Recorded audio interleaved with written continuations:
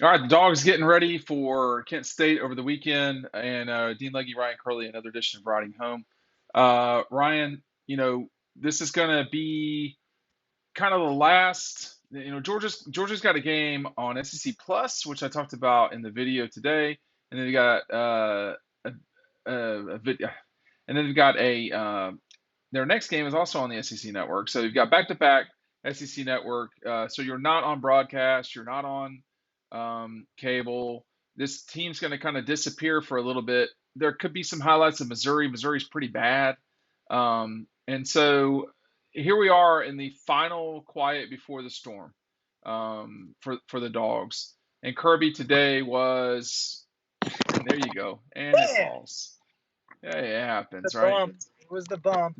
It's called Riding Home for a reason. We do these live. We do not edit unless someone says something absolutely crazy, or something absolutely crazy is said or done. So comments on Kirby tonight. Kirby, I thought was, he's been kind of, I would say, relatively calm the last week or two, as to normal energy that he brings. I'm not saying that means one thing or the other, but just a lot of talk about individual players, not as much Kent State talk as yesterday, but he has reiterated several times how he thinks Kent State is a very good football team as we pass by Kyrus Jackson and his juice jug. But it's hard to buy that, but they are not a bad team. And what he's saying is, hey, look, they're not a bad team. I think that's what he's trying to say. And if you watch them play, they've had a couple of good performances. They haven't had two good results. They've had two good performances. One against UW out there in Seattle, and then one in Oklahoma in Norman, where they stuck with Oklahoma for a half. Now, if they're doing that with Georgia, then yeah, they're a pretty good team. But the reality is I find that hard to believe, but that's me. I think that part of it is a ploy to just eliminate complacency within the program. Right. He's talked a lot the last 2 days about not listening to the high players, not letting that get to their heads. He said it last week. It is getting a little crazy. I mean, when you're starting to hear folks anoint them the new Alabama, which is what Paul Feinbaum said over the weekend. That is a lot. But look, you can't deny too early for that. Well, you can't deny how good they look, though, and that's just the truth. Here's what I will say that's crazy. I'm starting to feel a little bit of that championship vibe that I felt last year when I sat in these press conferences, when I went and watched them play, when I got to see bits of practices. It's why? What does this mean? It's repeating itself, and it's just the buy-in is just outrageous to me. Just how tight the team seems to be. The way that all the players talk about each other is so positive. The machine, we talk about the machine, it is ticking. And I mean, they've got it built. They are not to be played with. I think that they're the best team right now. Things can change. They are. They could change tomorrow. They could change on Saturday. They could change in November. But a lot of the little things that we saw this team accomplish to become great, I think we're seeing that happen again.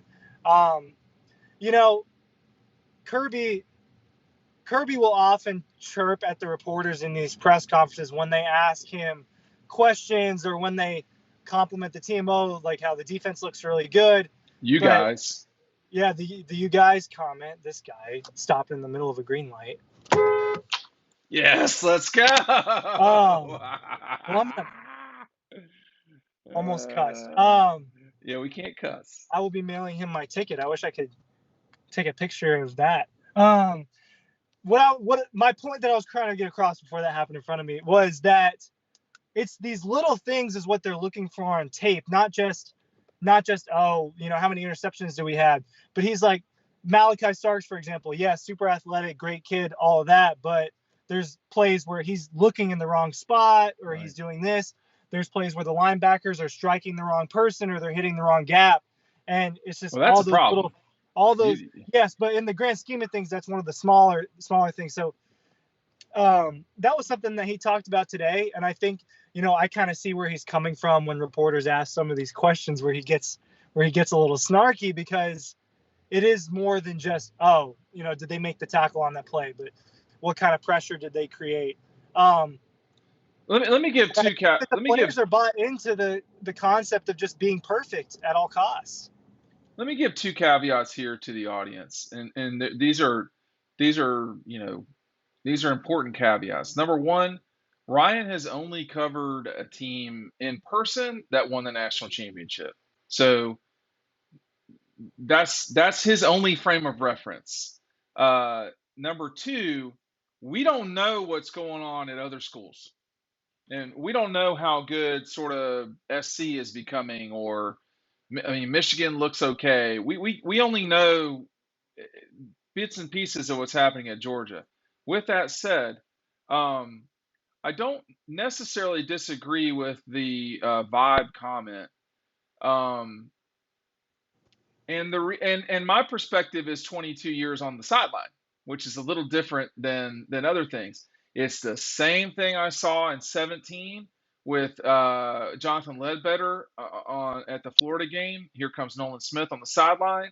Um, they are bought in. I agree with that part. I think it's easier to be bought in when you're winning. I think it's I think they're the best team in the country right now too. I think the problem is once you start talking about what they're missing, and everybody in college football is missing something. I mean, like, a sport is meant to be played to accumulate as many good things as possible and reduces all of the bad things to as few as possible. And when you do that, you hope that you have more points. But uh, we don't know if, like, Alabama's going to figure out their offensive line. We don't know if all of a sudden Oklahoma is going to be great. But it does look to me like this team, they have become, if I'm not mistaken, Ryan, and I think this should be the case, shouldn't shock anybody that's listening to this. I believe they have become the betting favorite to win the national championship, which in and of itself is kind of fascinating, frankly. I can't get to it now all of a sudden. Here we go. I thought they were the betting favorite last time I checked, which was a couple days ago. Georgia?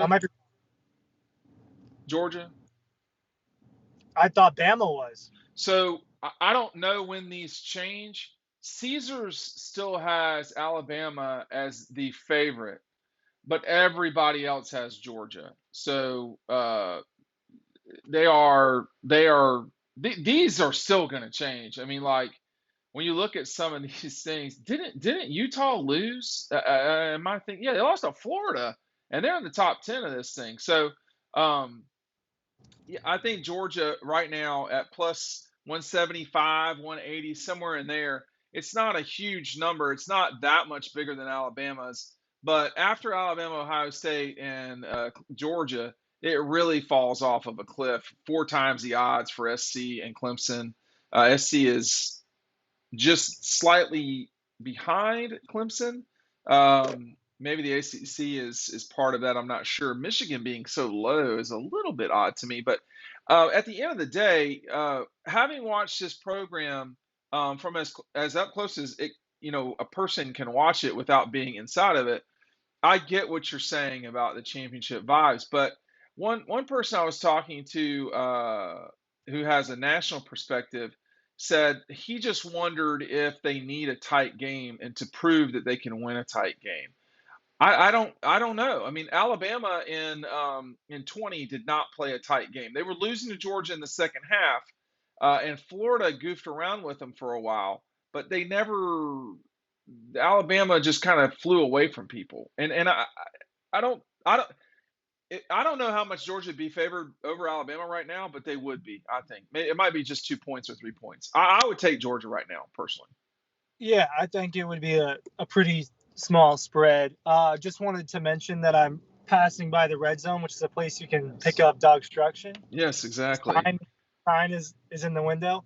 Um, And let me just add this too. DAWGSTRUCTION, the link is down below. Make sure you're picking it up. It's an 80-page commemorative look at the season. There's a lot of images from Ryan and myself in here. That Kentucky game was such a big game. And our friends at Red Zone, of course, this weekend. Now, look, get in there. They have a very small amount of magazines left. There's not many. Go get them today. If you buy a DAWGSTRUCTION, you get the magazine for free if you just want the magazine. But anyway, so you're downtown. Go ahead, though, Ryan. Yeah, well, I also wanted to say I covered Tom Crean's basketball team going to the game, so I've seen a loser program too. Different vibes, but it is different. Yeah, if they played today, I would pick Georgia to win, and I would think that they'd be, I don't know, like a 3 or 4 point favorite. I don't think that's crazy. I think that's about right. But they've shown more in the samples that we've been given, which is 3 games. Bama showed that they can run up the score against I think ULM last week, but I need to see Bama play an SEC team. They haven't played an SEC game yet. No. I need to see them play an SEC game. I need to see them play an SEC game on the road. They got some challenging games coming up. They play Vanderbilt to open up the league schedule, but then they go straight into Arkansas and Texas A&M. I mean, they're going to beat Texas A&M. I think they're going to beat Arkansas. Alabama's got that's a tough. Arkansas. Is it in Fayetteville? I don't remember. I'll look it up. But it doesn't matter where that game is played. It is a tough game. Yeah, I think that's especially if it's especially if that's I'm holding it now. Now you've frozen a little bit, but your audio is still good, so keep going. Yeah, I think that would be a really tough game for them. That game is at Arkansas, but our Arkansas through the years, man, we've heard these guys, they've never beaten Alabama. I mean, since Nick's been there, not that I know of. They had a good crack at it in 10, I think it was, with Bobby Petrino's good team. 10 or 11, one of the two. Now here Georgia's released the 23 schedule. Right when we're on here, South Carolina. We're gonna do this real quick, and then we'll jump back on, and or I'll get on top of this, and just see. But while we're on the phone, open up with UT Martin. Ball State is the 2. The second week, then they're gonna host South Carolina, UAB. So that's 4 home games in a row. I hope y'all like home games in September. It's gonna be hot as all get out.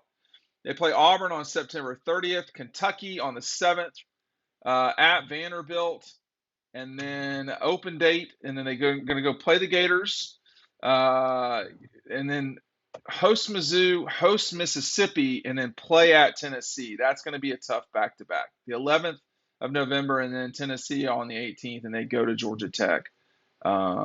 That's a lot. But they host Ole Miss next year. Is that what you just said? Yeah, they're going to host the Rebels. So this 4-game stretch is not ideal necessarily, but you play in the SEC, so it's what it is. You got Florida, and then you've got. I mean, was the league putting this out tonight? Why is this the first I heard of it? What the hell? Now that I think about it, 7:30. I saw a thing yesterday that said 7:30 today.